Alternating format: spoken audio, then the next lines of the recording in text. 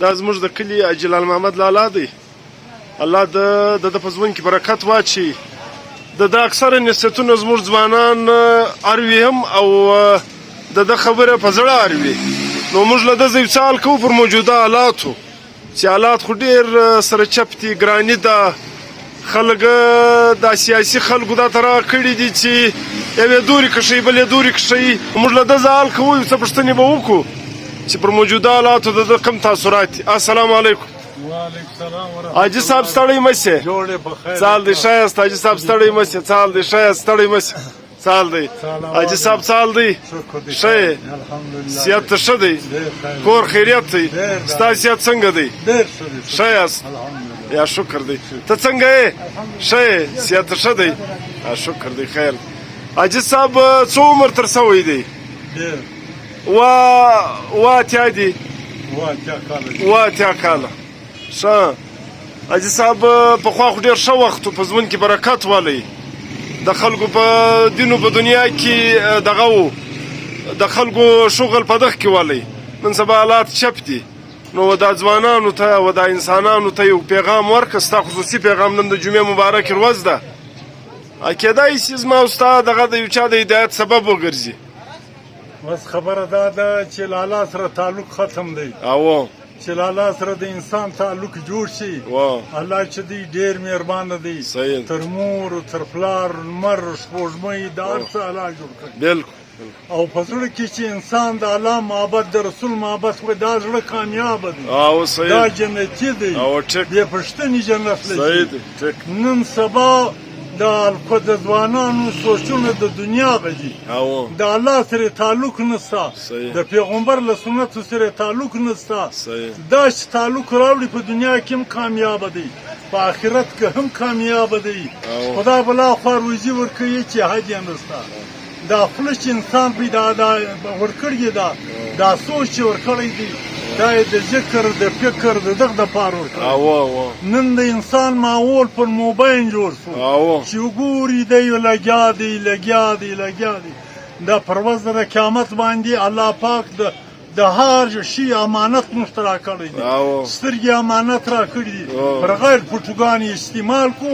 پر ورځ د قیامت باندې به ولي سترګ وویلې ونلوحات په سترګو کور اچوي. یا تا څه د اعتراض کار کول؟ ما ورته ته ښه نعمت درکړی و، تا له نعمت زه څه له ناقدري وکړله. ما له تا سره کوم بد کړي وو؟ ځواني مې درکړې وه، صحت مې درکړی وو، روزي مې درکړې وه، بچیان مې درکړي وو، هر څه مې درکړي وو. نو وخت زندګي چې ده هغه بدلېدن غواړي د الله په لار کې.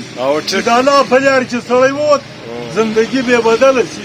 او که د الله په لار کې نه و، زندگی نه بدلېږي. او په زړه کې به دوه محبت اچي، یو د الله یو د رسول غه. د دنیا غه به نه وي، د مخلوق غه به نه وي. دا زړه د الله ډېر خوښ دی، تر الله ډېر ګران دی، د الله ډېر محبت دی. الله ډېر مهربانه ذات دی، د سپوږمۍ د مځکې د تمام ځمکې او د دریابو او د مخلوق مالک دی. وار چاته روزي ورکوي، و بوتانو ته سجدې کوي، هم الله روزي ورکوي. دونې لوی ذات دی. او موږ چې دغه الله قدر وکړو، دغه الله نوم واخلو، نو الله پاک به زموږ ټولې قدر کوي. نو الله پاک زموږ ته توفیق راله راکړي چې موږ همیشه د الله ذکر کوو او فکر کوو. او د قرآن نبی علیه السلام له یو اصحابي ورغلی، 3 واره بیا ورته وویل جنتي یې. حضرت علي رضی الله تعالی عنه ته فکر ولوېده چې دا څنګه یو نور اصحابو ته جنتي نه وایي، و دغه ته وایي. بس بل ورځ ولاړې هغه ته ویل زه نن شپه درسره کومه، وله راسه. بس شپه یې ورسره وکړله، د شپې راپورته شو، د تهجد لمونځه حضرت علي زیات وکړ، ذکر یې زیات وکړ. په اخر کې ورته وویل بل څه عمل کوې؟ دا خو څه ما تر تا زیات وکړ، وزه چې هر څوک ووینم هغه تر ځان ښه بولم. عاجزي مې اختیار کړه. سهار نبي علیه السلام له ورغلی، پیغمبر علي نه وې پر کور، چیرې وې؟ ول تا دا ته وایي، اصحابي ته وایي دا جنتي و، نور ته درنه ووایم. ول دغه فکر سم و، ما ته جبرائیل علیه السلام راغلی، الله راستولی و.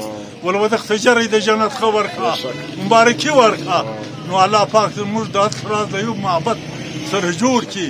نن څه تره خلافت دی، خلافت ته خدای لیکي محبت ته د الله د رسول څخه راولي نو انشاءالله په دنیا کې به هم کامیابه یو په آخرت کې به هم کامیابه یو او د مور او د پلار قدر به کوو. حاجي صاحب یو بل پیغام زموږ په علاقه کې په خانوزۍ کې په کاریزاتو کې د عبدالعلي اخندزاده یو ډېر غټ کردار والی د الهاباد د مولوي عبدالظاهر صاحب ډېر غټ کردار والی چې هغو له شرک او له بدعت او له خرافات او له کوډو له دا شیانو له دا رسمو پالتو رسمو رواجو زموږ د کړي والو موږ لرې کړي والو نن سبا د زموږ قوم برته هغه له ور روان دی نو و دغو خلکو ته یو پیغام ورکه دغه له دا شیانو باید چې لرې سي باید چې د الله پر ذات یقین زموږ جوړ سي له دا نورو شیانو له دا خرافاتو له دا زرادۍ سي.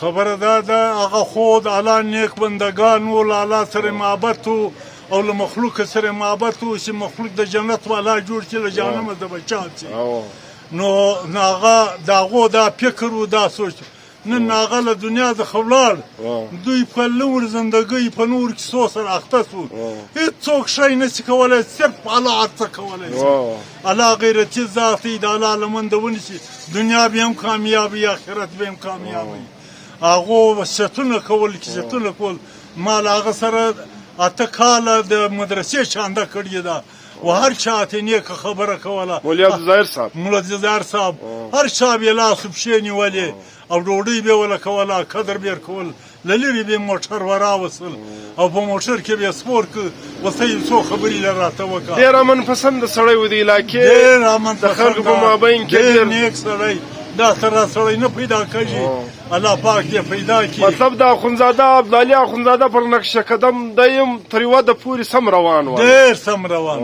هغه خو ډېر زیات سړی و د هغه څه څوک کولی نشي مګر ده یې د جلب نیولی و د ده څخه ډېر الله د خیر در پیش کړي امین امین الله د خیر در پیش کړي ورته یې دواړو ته کور د ودان بس یو څه خبرې وشوې د الله د رضا دپاره زموږ یو مقصد نه دی چې کور د ودان